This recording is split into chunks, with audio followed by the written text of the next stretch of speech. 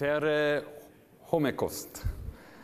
Maragin tana esti kelis. Si vitab aega. Actually, I don't have any more than that. So, first part is the marketing. And I want to talk about the approach. Everyone's like, take chances, take risks, don't be afraid to fail. But then they say, oh yeah, by the way, if you fail too much, you lose your job. And people have that hanging in the back of their head. So when I was working as a travel editor for the Scandinavian Airlines in-flight magazine for about 3-4 years, I would get every day 10 or 20 press releases. And I mean, some of the things they're promoting were crazy, like this. Someone wanted me to write, they're celebrating a ship that is the symbol for all failure. And they're celebrating. It just seemed amazing that you would think of that as a tourism opportunity. And some of the translations are fun. I don't know if you can see this in the back. I'll make it a little bigger. Can you see that? Not much help. Or this one from China as well. I don't know if you want to put your grandmother in the Fat Ho Center. The yelling dental clinic. Not enough painkiller. You know, when they put it this way, it almost doesn't feel like you're getting mugged. So you have your decision, you have those secondary attractions, and then you have your infrastructure. How easy is it? You're going to say, if I'm older and I have medical concerns, are there good hospitals there? Is there stuff for my kids to do?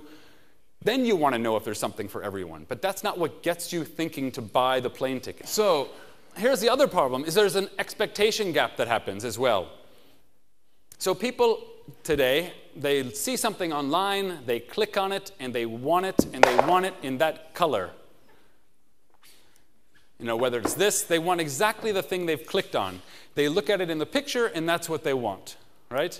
So if you're going to show an ad that looks like this, you have to be able to provide 2 whales jumping out of the water at the same time, or you're going to have disappointed customers.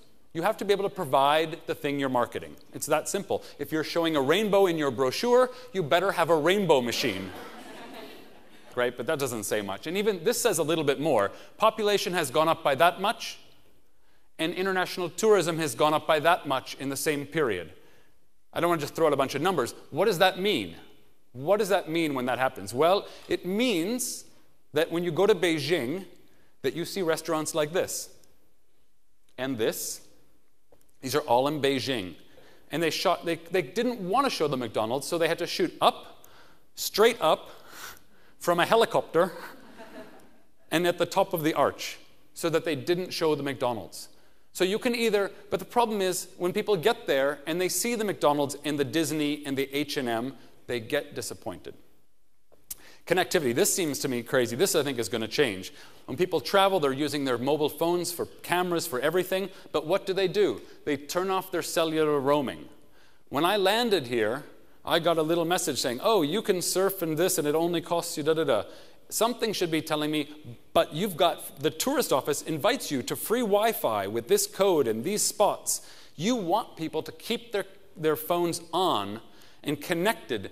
Some people more than others, but many people are walking advertising agencies. They have 5,000 connections. They have huge Twitter followers, and they look like normal people. You want those people to take pictures, write about it, blog it, put it up there. Here, the market is kind of interesting. This I thought was interesting. I thought this, and then I found someone who had the same conclusion. So when you land in any country, they ask you, are you here for, like right here, are you here for, business, holiday, education, whatever? And they say this in all these different landing cards, and you only let you pick one. You get to pick one of those things. But I'm often there for business and to visit a friend or a holiday. So I thought somebody's getting really bad information. And this woman in Australia, who is a professor here, she actually researched it, and she found out that people were getting really bad information. And this is called visiting friends and relatives. It's one of the leading reasons people travel around the world. And here's what she discovered. So the blue line is for people who stay with friends and relatives or visit friends and relatives. The red line is for hotel guests, right? But when people, and this is the amount of money they spend. So what happens is when these people in the blue stay at the home, which is the local host, the host spends more money. They make nicer food, they follow them to the museum, and together they have a bigger economic impact. This is so strange. People who stay with friends and relatives have a bigger economic impact than the hotel guests. They think, wow, I'm saving 200 euros a day. I'm going to buy more booze, more perfume, a new laptop, other clothes, go shopping. And they have a bigger economic impact. And that was tested over 10 different markets in Australia and got the same results. And a big thing just went out not so long ago explaining that China has now surpassed America and Germany as the leading global spenders in tourism. And I looked at that list and I thought, well, of course China did. There are a lot of people there. And I wondered what would happen if I broke it down and I divided it all by the population. So I got a per capita. This is, I don't know any other people who are doing this.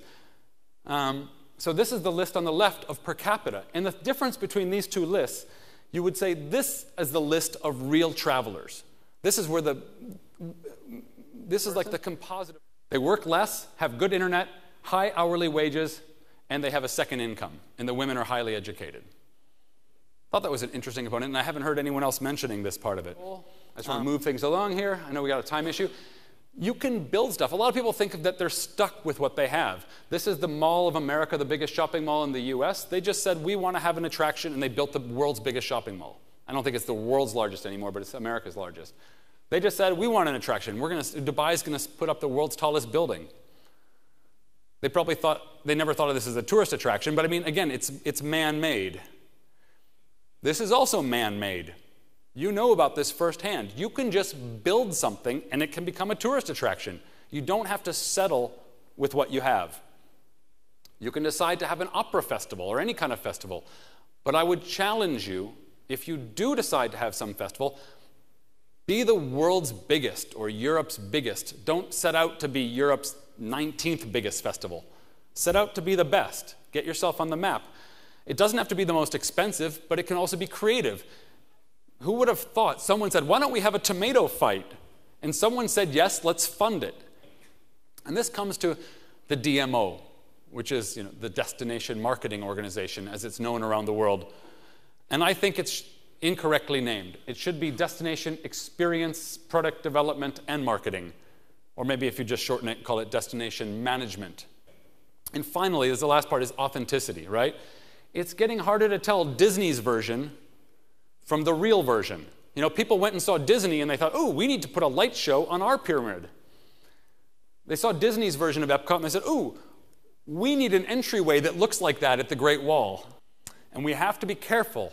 Growth for growth's sake of tourism isn't good. You got to protect this product. It's fragile. And make sure it doesn't become this mass-produced farming product. Thank you so much for listening, and I'm sorry I went over time. Oh, thank you.